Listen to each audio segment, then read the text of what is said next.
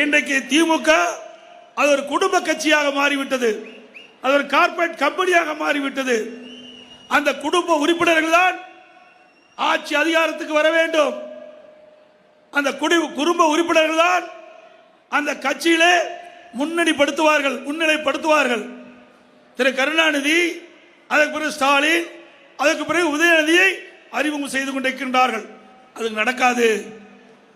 இன்னைக்கு இந்திய நாடு ஒரு ஜனநாயக நாடு. இந்த ஜனநாயக நாட்டில் யார் வேணாலும் எந்த பொறுப்புக்கும் வரலாம்.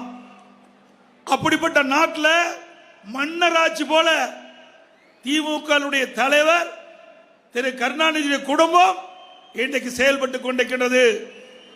அதை மக்கள் சிந்தித்து பார்க்க வேண்டும்.